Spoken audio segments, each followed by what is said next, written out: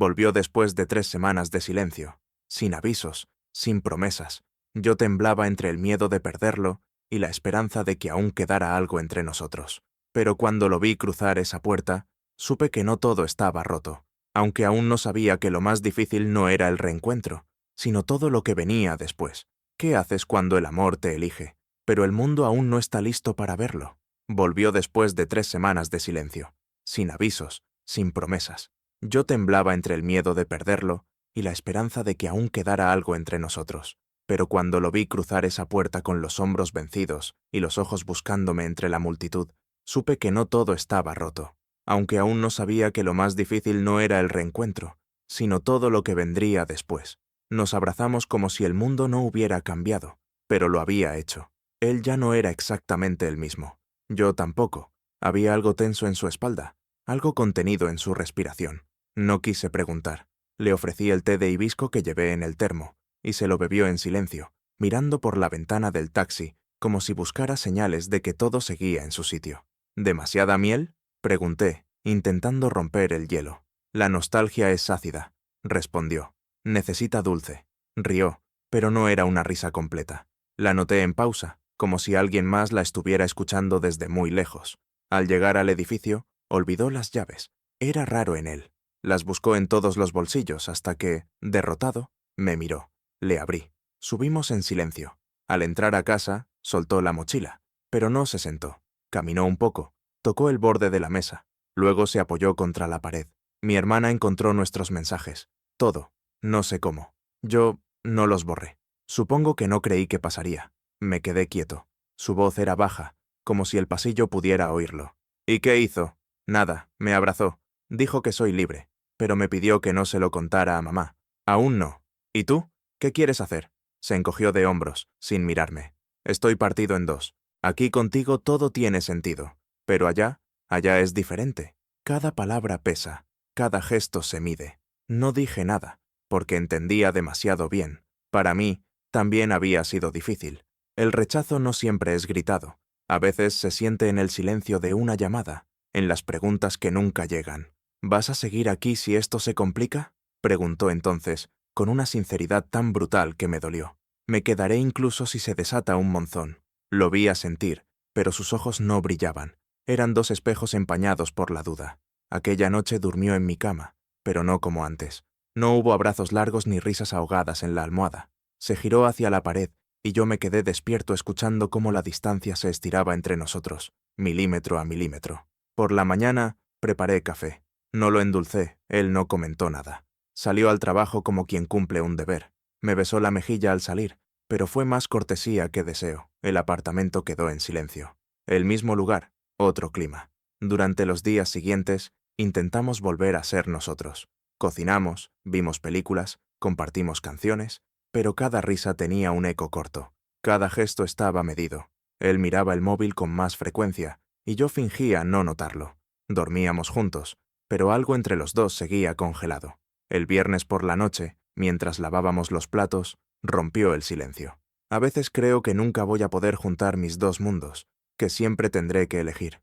Y no sé si tengo fuerzas para perder uno de los dos. Apagué el grifo. Lo miré. Sentí que tenía un nudo en el estómago. No deberías tener que elegir. No entre lo que amas. Él tragó saliva. Mi madre cree que sigo siendo el hijo que reza cada viernes, que nunca mentí, que soy todo lo que esperaba. No sé si soportaría perder eso. ¿Y tú?, le pregunté. ¿Te soportarías a ti mismo si lo pierdes todo por fingir? No respondió, pero dejó el plato sobre el fregadero y se quedó apoyado allí, de espaldas. En ese gesto había más tristeza que en todas sus palabras. Esa noche no dormimos. Hablamos, lloramos, discutimos. Él se sintió culpable. Yo, inseguro. Nos dijimos cosas que escondíamos desde hacía semanas. Antes del amanecer, me abrazó y me pidió perdón. Tengo miedo, confesó, apenas audible. Pero también quiero quedarme. No sé cómo hacerlo al mismo tiempo. Le prometí que no tenía que decidirlo todo ahora, que podíamos construir algo sin prisas, sin máscaras, sin miedo. Y por primera vez en días, me miró como antes, con ternura, con esa luz que yo creía perdida. Y entendí que la primera señal no era la llamada de su hermana, ni el silencio en sus mensajes. Era este temblor en su voz, esta necesidad de no huir. Y eso, para mí, era suficiente para quedarme. A veces el amor no se rompe con gritos, sino con silencios que duran demasiado. La mañana que olvidó besarme al salir, supe que algo dentro de nosotros empezaba a agrietarse. El mensaje llegó a media tarde. ¿Puedes pasar esta noche? Quiero cocinar. Solo tú y yo. Respondí con un sí inmediato. Llevaba días esperando esa señal. Compré pan y fruta. Me presenté puntual. Su piso olía a especias, pero él parecía más tenso que nunca. Hoy quiero enseñarte algo de casa, dijo, señalando los ingredientes sobre la encimera. Preparar tieboudiene se convirtió en una coreografía silenciosa. Él picaba verduras. Yo removía el arroz. Las manos ocupadas nos protegían de decir lo que aún no sabíamos cómo nombrar. Mi hermana cree que debería contárselo antes del final del Ramadán, dijo de pronto, que cuanto más espere, peor será. ¿Y tú? Yo aún no estoy seguro de poder con lo que venga después. Lo miré. El caldo hervía. Las semillas fermentadas flotaban en la olla como si también buscaran equilibrio. Nadie puede decirte cuándo, pero si sigues esperando el momento perfecto, puede que nunca llegue. Asintió sin palabras. Seguimos cocinando. El aroma lo envolvía todo. Cuando servimos el plato, parecía una ofrenda. Nos sentamos en el suelo del salón, entre cojines, como si eso fuera más seguro que usar la mesa. Te prometo algo, dijo, justo antes del primer bocado. Si alguna vez tengo que elegir entre lo que esperan de mí y lo que soy, no lo haré solo. No respondí, solo apreté su mano. Durante los días siguientes, volvimos a reír. Él hablaba más. Empezó a dejar cosas en mi casa.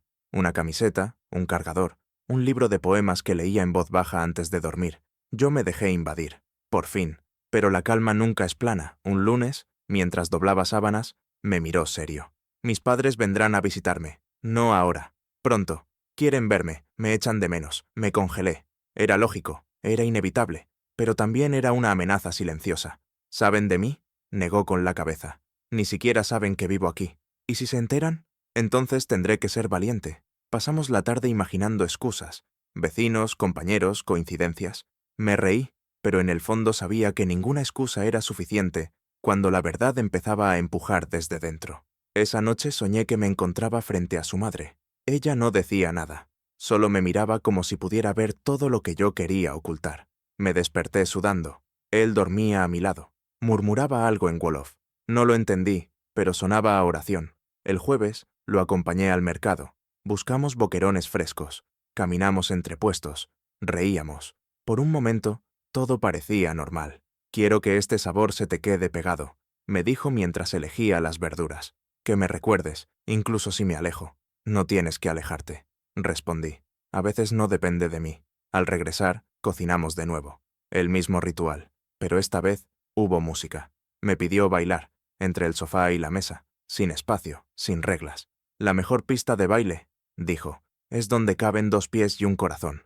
Nos movimos despacio, sin urgencias. Era un lenguaje nuevo, una forma de decir sin hablar.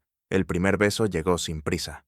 No fue explosivo. Fue real. Necesitaba saber a qué sabía esto. Susurró después. ¿Y? A algo que no se olvida. Dormimos abrazados. Por primera vez, sin miedo. El fin de semana llegó con noticias. Su madre lo llamó. Habló largo. Cuando colgó, no dijo nada. Solo caminó hacia mí y me abrazó con fuerza. Viajo el viernes, susurró. 3 semanas. Solo eso. Tragué saliva. Está bien, te espero. ¿Y si cambia todo? Entonces cambiaremos juntos. No insistí. No pedí promesas. Pero sentí que la grieta volvía a abrirse. Pequeña, silenciosa, amenazante. La noche antes de su vuelo, lo acompañé al trabajo. Caminamos bajo un cielo sin estrellas. Le llevé café. No hablamos del viaje, solo del presente, del sabor del pan, del ruido del tráfico. Odio las despedidas, dijo antes de entrar. Siempre suenan a última vez. No esta. ¿Cómo lo sabes? Porque no quiero que lo sea. Me besó la frente. Me pidió que lo esperara en el aeropuerto. Quiero que seas lo primero que vea al volver. Asentí. Y esa noche, mientras el viento golpeaba la ventana, supe que a veces el amor también se mide por los silencios que se soportan. Primero fueron horas, luego días. Su nombre seguía en línea, pero sus palabras no llegaban. Le escribía con cuidado, sin reproches. Fotos, emojis, frases pequeñas. Todo se quedaba con un solo check. Entonces entendí. El silencio también sabe morder. Intenté convencerme de que era la conexión, que en Saint Louis los datos eran un lujo. no una garantía, pero cada vez que miraba el móvil y seguía sin respuesta, una punzada me cruzaba el pecho. El martes, por fin, un audio. Su voz sonaba más grave, más cansada. Mi hermana vio nuestros mensajes.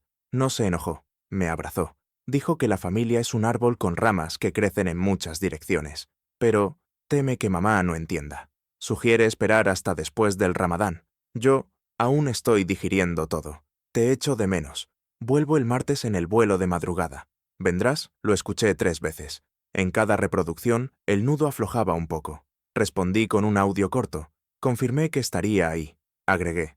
Traeré el mismo té, pero esta vez con menos miel. La madrugada del martes me encontró en el aeropuerto con 2 horas de antelación. Caminaba por los pasillos como si mis pasos pudieran acelerar el reloj. El panel marcaba, retrasado 40 minutos. Me senté. Observé a una pareja que jugaba a adivinar destinos. Yo solo pensaba en uno. Cuando por fin lo vi salir, me levanté. No corrí, pero el pecho me latía como si lo hiciera. Él me vio. Sonrió. La sonrisa fue real, como un refugio reencontrado. Nos abrazamos con fuerza, sin palabras. El termo cayó al suelo.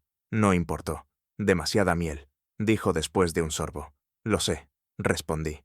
A veces el miedo también necesita dulzura.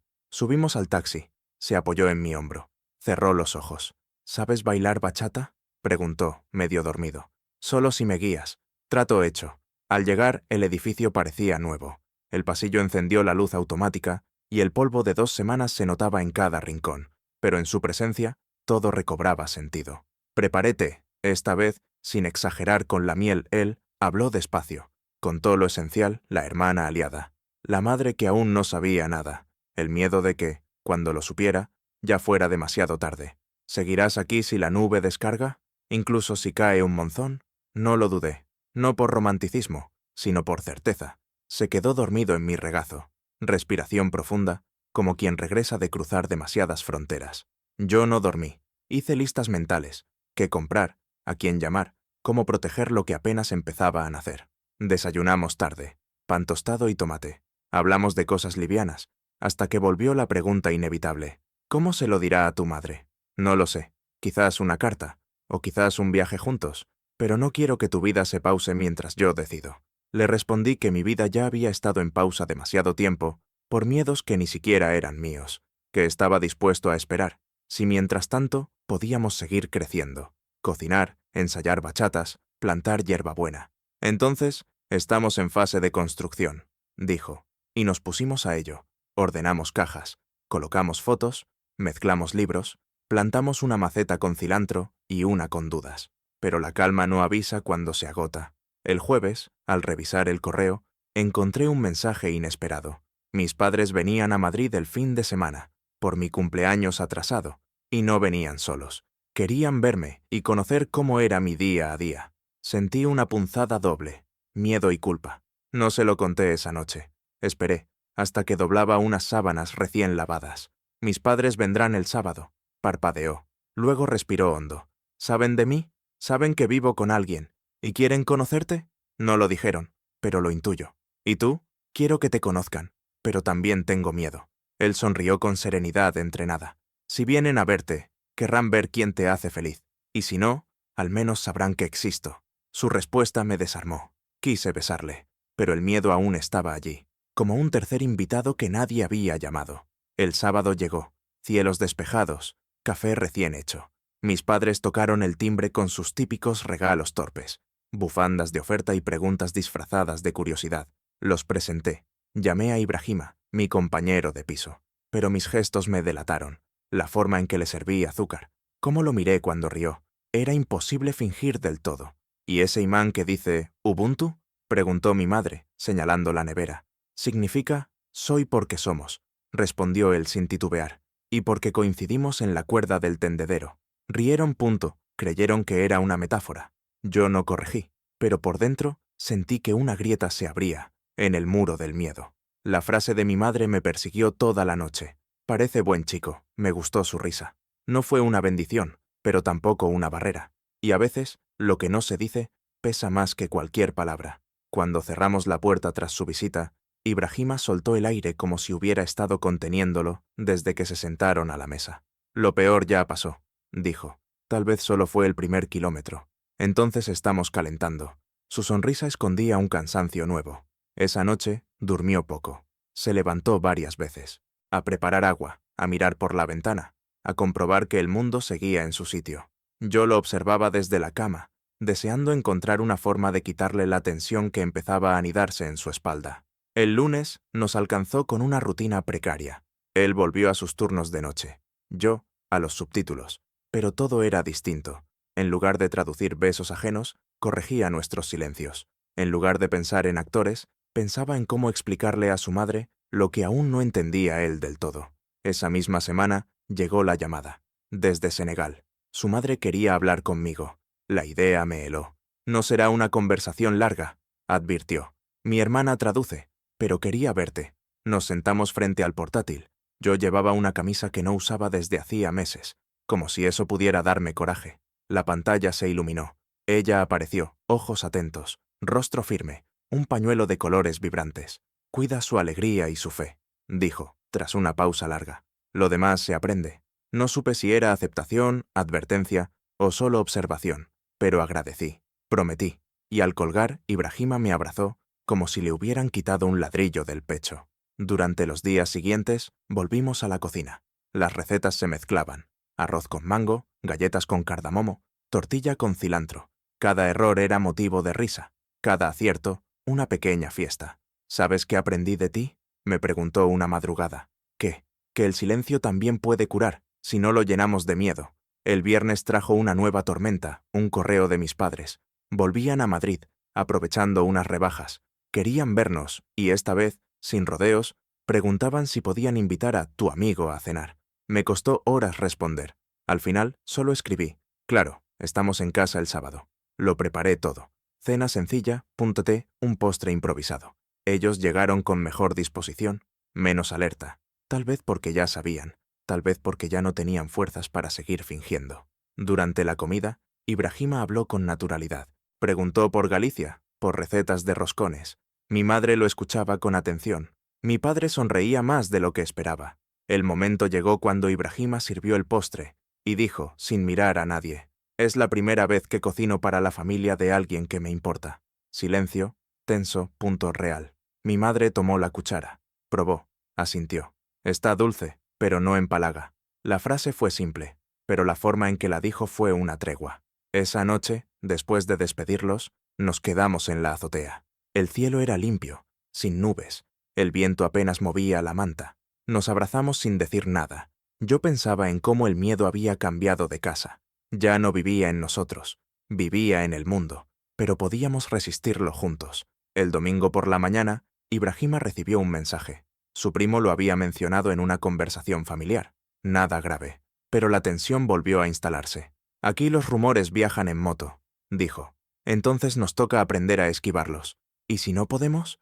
Entonces que nos pillen bailando. Él rió, pero esa risa traía preguntas. Esa tarde, caminamos por Lavapiés. Nos cruzamos con vecinos, amigos, desconocidos. Algunos miraban, otros saludaban. Al llegar a casa, dejó las llaves en la mesa y me miró.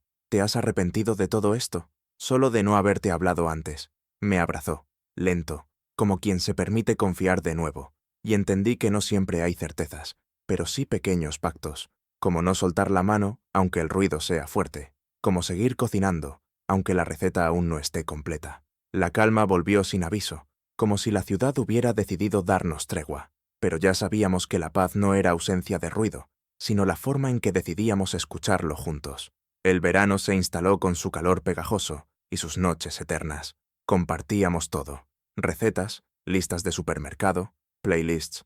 Mi escritorio se convirtió en espacio común. Yo subtitulaba series africanas, él diseñaba antenas. Entre los dos, una taza con bolígrafos y hojas secándose al sol. Una madrugada, apareció con una flor amarilla robada del hotel. «No sé cómo se llama», dijo, «pero cura el insomnio».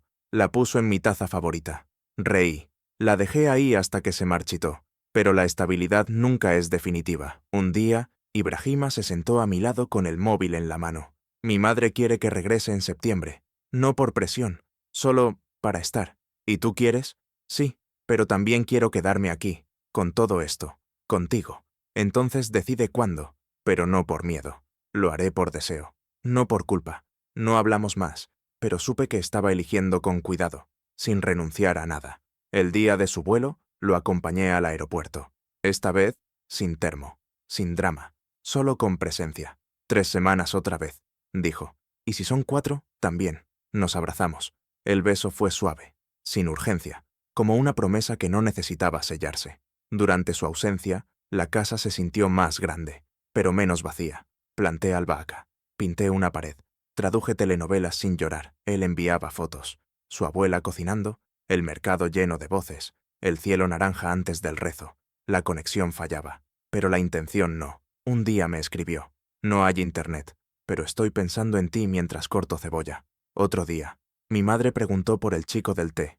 No dije nada, pero no lo negué. Cuando regresó, el reencuentro fue tranquilo. Nada espectacular, solo su cabeza en mi hombro mientras el metro temblaba. He traído café. Y decisiones, dijo. Subimos las escaleras despacio, no como quien vuelve, sino como quien empieza de nuevo. Al entrar, respiró hondo.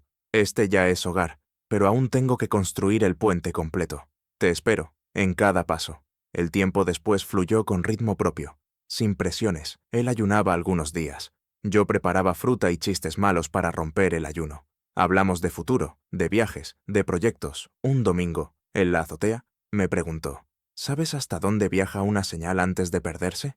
Depende de la potencia y del ruido. Asintió. Luego declaró: entonces hagamos que la nuestra suene claro y fuerte. Lo besé.